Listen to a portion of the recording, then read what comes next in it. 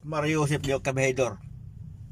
Trending naman po ang irrigation project doon nga dito over na sa atong presidente ang doon may buhol ba. Grabe, napakatinding.